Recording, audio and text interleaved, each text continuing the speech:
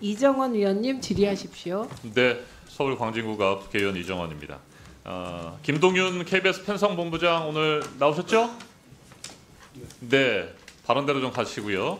네, 일단 박민 사장에게 질문 드리겠습니다. 지난 8월 KBS 2023 결산심사 때 편성본부장이 출석하지 않았습니다. 당시에 계속해서 연락을 촉구했었고 박민 사장은 연락이 두절됐다고 했는데 그 당시 실제로 연락을 했고 연락이 안 된 거 맞습니까, 박민 사장? 예, 맞습니다. 네, 자 김동윤 편성본부장 그 당시에 왜 출석하지 않았습니까? 당시 제가 사의 표명을 이미 한 상태에서 저기 여기저기서 전화가 너무 많이 와서 전화기를 꺼놓고 있었습니다. 네, 뭐 사장이 전화를 하고 나오라고 해도 국회에서 출석하라고 해도 그냥 전화 꺼놓고 안 나와도 됩니까? 그 자리가 그렇게 자기 마음대로 해도 되는 자리입니까? 그 전에 한 2주 전부터 계속 이제 여기저기 전화가 오다 보니까 제가 네. 굉장히 힘들어서 전화기를 계속 꺼놓고 있었습니다. 오늘은 왜 나왔습니까? 오늘은 이제 그 사의 표명을 했는데 유보가 돼서 업무에 복귀를 한 것입니다. 네, 사의를 표명한 것이 8월 15일 당일 오후였죠. 문제가 되고 당일 밤이었습니다. 그날 밤이었습니까? 네. 왜 사의를 표명했습니까? 그 당시에 8월 15일 밤에.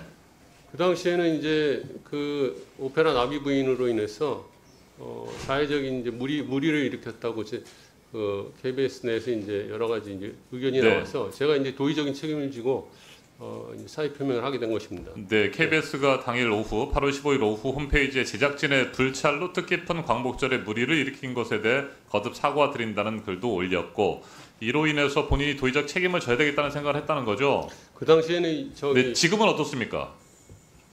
지금은 부사장을 중심으로 태스크포스를 운영하면서 지금 그 원인과 지금은 사표를 다시 낼 생각이 있거나 KBS 그만둘 생각이 없습니까?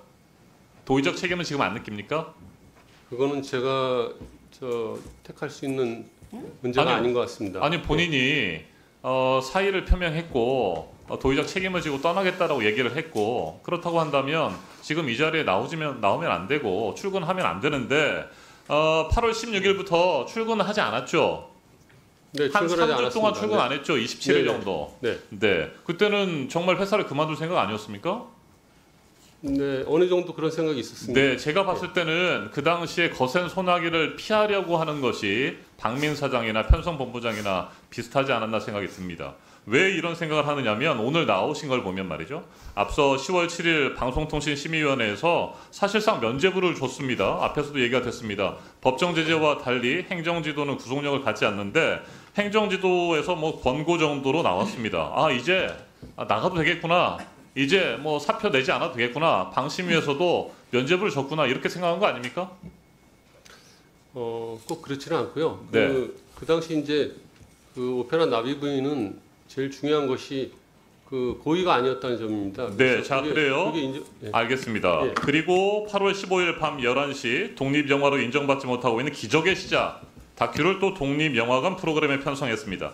이 문제와 관련해서도 KBS 내부에서도 편성 반대를 외치는 분들이 많았는데 강행했습니다. 네, 자 이것도 같이 맞물려서 편성본부장의 책임이 있는 겁니다. KBS의 편성 전략이 뭡니까? 편성에 책임을 지고 있는 본부장. 1TV하고 2TV는 약간 분리해서 이렇게 전략을 짜고 있습니다. 그래서 1TV는 공영성 위주로 운영되고 있고 네. 2TV는 이제 수익성과 여러 가지 이제 그 화제성이라든지 다양하게 그렇죠. 드라마나 이제 맞습니다. 예. 1TV는 공영방송으로서의 어떤 공익성을 추구하는 측면에서 편성 전략이 세워져야 될 것이고 그 이외 매체의 경우에는 수많은 방송 채널과 OTT 등의 경쟁에서 살아남기 위해서 보다 많은 시청자와 청취자를 끌어들이기 위한 전략이 필요한 거 아닙니까? 그런데 지금 광복절 당일에 기적의 시작 다큐 밤에 했고 8.15 0시에는 나비부인 오페라를 방영해가지고 국민들의 거센 반발을 했습니다. 이 정도면 편성 책임자로서 아주 잘못된 편성을 한 거 아닙니까?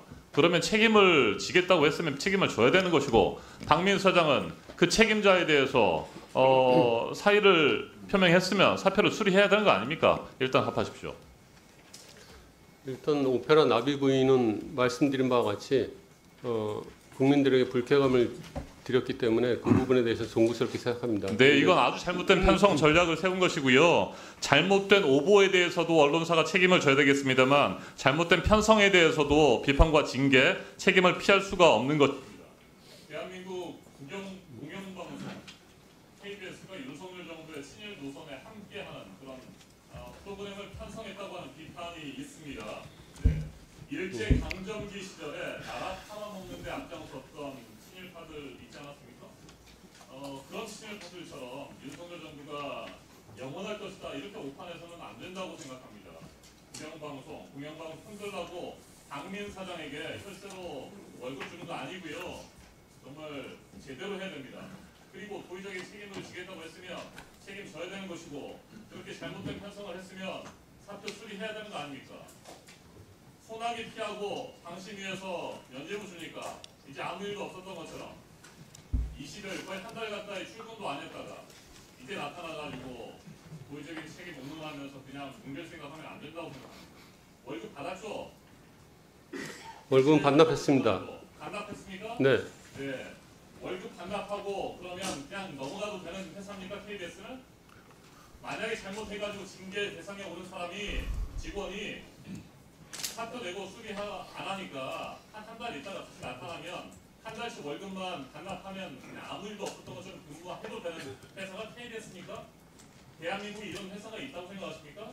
말도 안 되는 상황이고요. 책임져야 됩니다. 책임질 사람이. 당연히 사표 수리해야 되는 것이고 이상입니다. 이윤기 위원님 질의하십시오. 들어가십시오. 들어가시죠. 황민 사장님, 그 영국이